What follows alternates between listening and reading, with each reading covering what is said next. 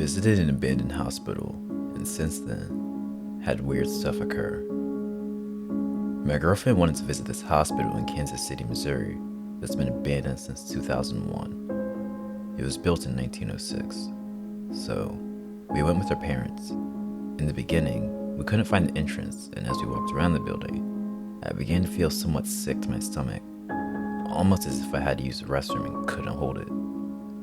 We finally found a side entrance double door that had been sealed off with wood stapled down the middle. We had ripped it apart and we were able to pull the doors open to go inside. Then, we shut the doors behind us to avoid others coming in and possibly scaring us. It's a total of 6 floors with a basement included and an elevator that no longer functioned. As we began walking, I still had that very ill sensation, as if I couldn't bear to hold what was inside me. We started exploring and it just got worse. We ended up exploring the entire building, from the basement where the morgue was to the 6th floor. Had some parts where there were needles, used fluid bags, and other prior hospital utilities that should have definitely been thrown away before closing out. Finally, 2 hours and 10 minutes later, we left the building and I overall felt a sense of relief. The very next day, in my house around 12:50 a.m., I remember seeing something in my garage.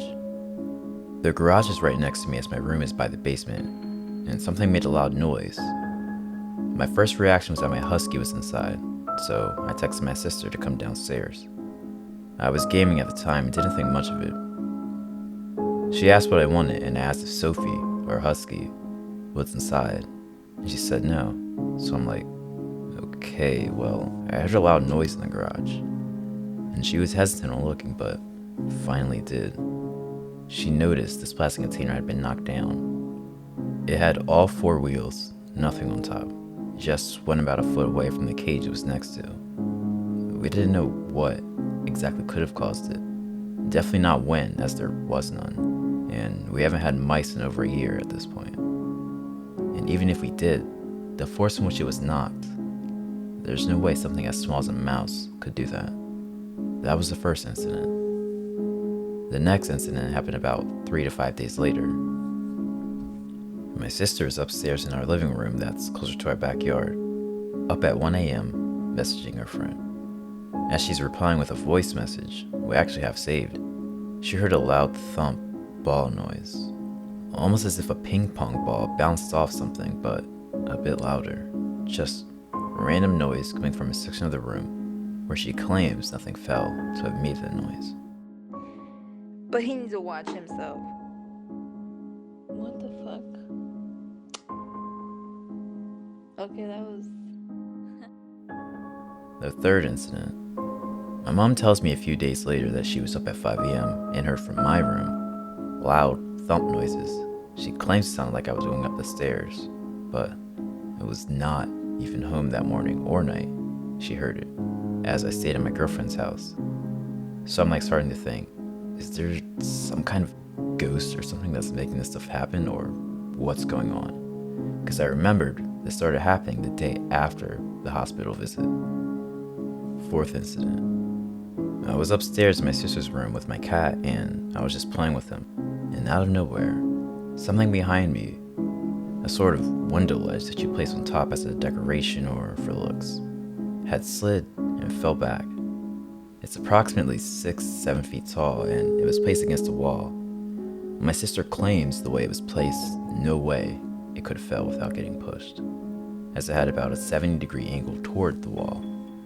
Gravity definitely would keep it stable from falling back, so at this point, I'm like, okay, what's going on? Fifth incident. I'm at my girlfriend's house and my sister is texting me at 12:30 a.m. or some super late time. She sends me a video of my kitten being super weird and staring off into a certain part of the living room, same one she heard the noise.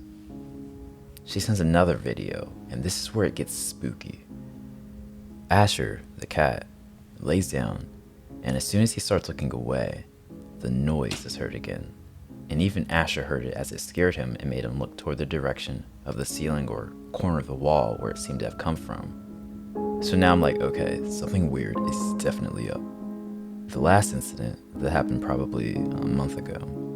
I was laying in bed, and above me there's this Joker wooden frame picture that's placed directly center of my bed, about 6 to 10 inches above my head, and 2 to 3 inches away from where my head rests. I woke up the next day with the picture directly next to my bed, and it was upside down. I couldn't believe it. For the life of me, I just couldn't. I kept thinking, how did it not wake me up if it fell? The nail on the wall was definitely not right, and I could see how it fell as it placed it back, but every time it fell, it would fall behind the bed. Since then, though, nothing unusual has happened besides the garage item falling again, but these incidents are freaky.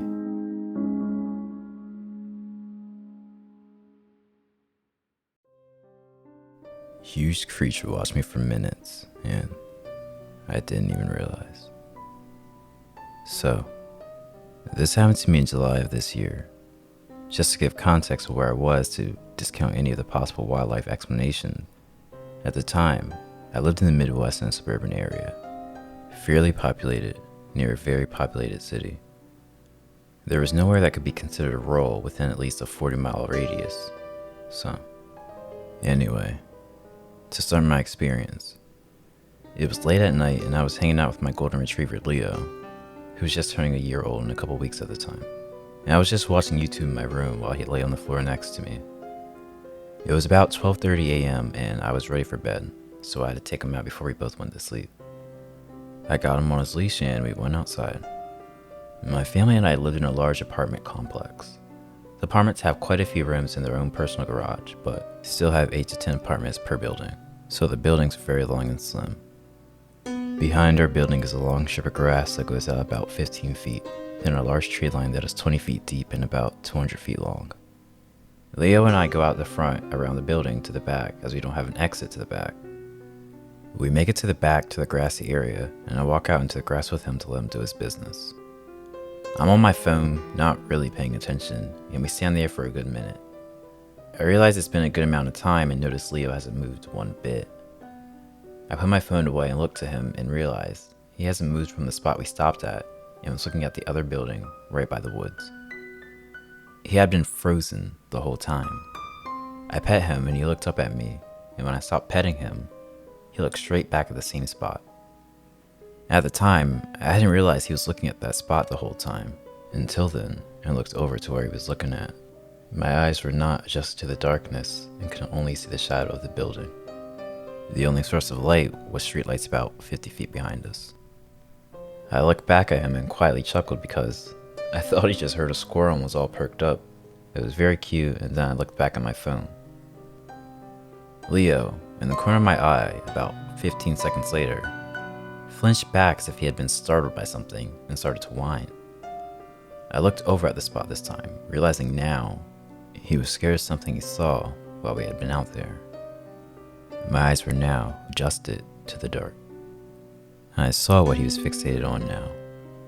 In the shadow of the building, right next to the corner of the wall in front of the tree line, about 15 feet away from me, was this creature.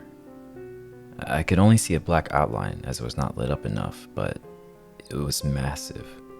I knew how tall the building was relative to me when I was standing right next to the building. It was about 5 feet tall. That wouldn't be very tall if it were standing upright, but this thing was on all fours. The best way I can describe how it looked is when a bulldog snarls and kind of flexes its front legs when trying to intimidate something, but was scaled up to be 5 feet tall and had more muscle. There's no way that this was any creature in the Midwest. The only creature that is remotely close to that is a black bear, and that's all the way up north, nowhere near where I am, in the southeastern part of my state. There are no wood areas for a bear to live in anyways. Plus, bears are generally about 3 feet on all fours and not very broad. This thing surpassed that by a long shot and was very wide. I jumped back in fear and was just frozen after that for a solid 30 seconds, just staring at it. I then backed away slowly, keeping my eye on it the whole time. Leo then began to growl and snarl at it, and we rounded the corner. Leo has never acted aggressive like that before, so that just made me even more terrified. I then peeked around the corner no more than a second later and it was gone. No noise, no shadow swiftly moving behind the building, just gone. There's no way something could have moved behind the building that fast without a sound, especially of that size. This freaked me out even more and I sprinted back inside to the house. I would really like to think that I was hallucinating this and was just tired, but it was clear as day, even during the night. I never told anyone this story before and it still freaks me out to this day.